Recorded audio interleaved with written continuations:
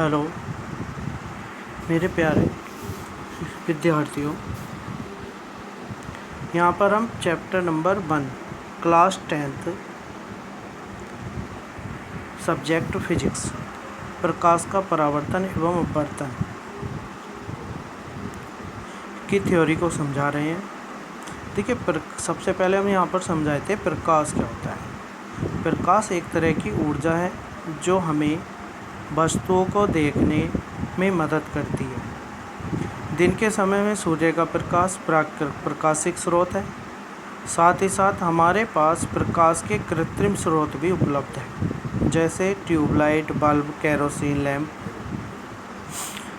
प्रकाश जैसे ही किसी वस्तु पर गिरता है तो यह परावर्तित होकर हमारी आंखों तक पहुंचता है। यही कारण है कि हम वस्तुओं को देख सकते हैं।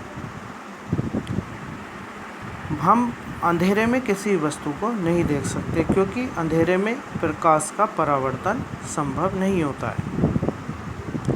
अब यहाँ पर हम चैप्टर नंबर 1 में प्रकाश के परावर्तन और अपवर्तन को समझा रहे हैं, जिसमें पहला टॉपिक आता है प्रकाश का परावर्तन। देखिए, प्रकाश का परावर्तन क्या होता है। जब प्रकाश किसी चमकदार वस्तु पर पड़ता है तो प्रकाश का वस्तु की सतह से टकराकर वापस उसी दिशा में लौटने की घटना को प्रकाश का परावर्तन कहते हैं, जिसे यहाँ पर चित्र द्वारा समझाया गया है। देखिए, इसमें M1 M2 कोई दर्पण है जिस पर हमने कोई बिंदु O ले लिया और बिंदु O से ON अभिलंब खींच लिया। अब मान लिया कोई प्रकाश बिंदु A से O पर आपतित हो रहा है, तो A से O तक की जो लाइन है उसको हम आपतित किरण कहेंगे।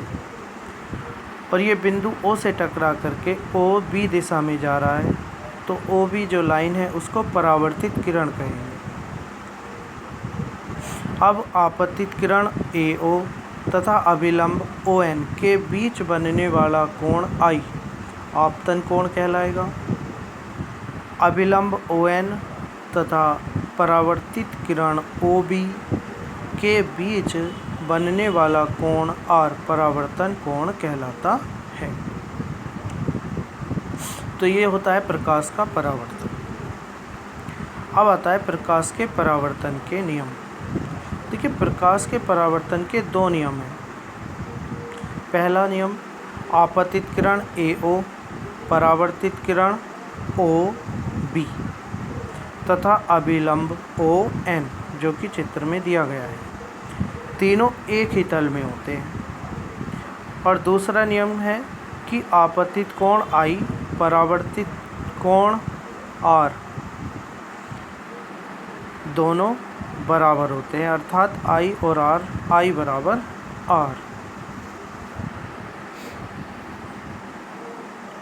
उसके बाद आता है प्रकाश के परावर्तन के प्रकार। देखिए, प्रकाश के परावर्तन के 2 प्रकार होते हैं। पहला होता है सतत परावर्तन, इसको नियमित परावर्तन भी कह देते हैं। सतत परावर्तन क्या होता है कि जब प्रकाश किरण एक चिकनी सतह से टकराकर एक निश्चित दिशा में परावर्तित हो जाती है, वह हमारा नियमित या सतत परावर्तन कहलाता है। अब इसमें क्या होता है, नियमित या सतत परावर्तन को चित्र द्वारा यहाँ पर प्रदर्शित किया गया है। यदि आपतित किरण आपस में समांतर हो तो जो परावर्तित किरण है वह भी आपस में समांतर होंगी। दूसरा आता है हमारा अनियमित परावर्तन। अनियमित परावर्तन को हम असतत परावर्तन भी कहते हैं। अब देखिए, अनियमित परावर्तन क्या होता है कि जब प्रकाश किरणें खुरदरी सतह पर पड़ती हैं। इस पहले क्या था कि नियमित परावर्तन था कि जब प्रकाश किरणें एक चिकनी सतह पर पड़ रही है। अब इसमें अनियमित में क्या होता है कि जब प्रकाश किरणें खुरदरी सतह पर पड़ती है तो ये परावर्तन के पश्चात अलग अलग दिशाओं में चली जाती है, और यह घटना अनियमित परावर्तन या असतत परावर्तन कहलाती है। अब इस स्थिति में अनियमित परावर्तन की स्थिति में जब प्रकाश किरण किसी खुरदरे सतह पर पड़ती है तो आपतित किरण परस्पर समांतर होती है, लेकिन जब वो खुरदरी सतह पर पड़ने के बाद परावर्तित होती है तो जो परावर्तित किरणें होती है वो समांतर नहीं होती है। जबकि नियमित परावर्तन में आपतित किरण भी और परावर्तित किरण भी समांतर होती है, लेकिन अनियमित परावर्तन में आपतित किरण तो समांतर होती है परंतु परावर्तित किरण समांतर नहीं होती है। अब आता है प्रतिबिंब। देखिए प्रतिबिंब क्या होता है? ऐसा बिंदु जहाँ से आपतित किरणें चलकर परावर्तन के पश्चात आकर किसी दूसरे बिंदु पर मिलती है या मिलती हुई प्रतीत होती है, उस दूसरे बिंदु को पहले बिंदु का प्रतिबिंब कहते हैं। अब यहाँ पर प्रतिबिंब दो प्रकार के होते हैं, वास्तविक और आभासी प्रतिबिंब। वास्तविक प्रतिबिंब क्या होता है कि जब किसी बिंदु वस्तु से चलने वाली किरणें परावर्तन के पश्चात वास्तव में किसी बिंदु पर मिलती है तो उस बिंदु पर वास्तविक प्रतिबिंब बनता है, जैसा कि इस चित्र में दर्शाया गया है। ए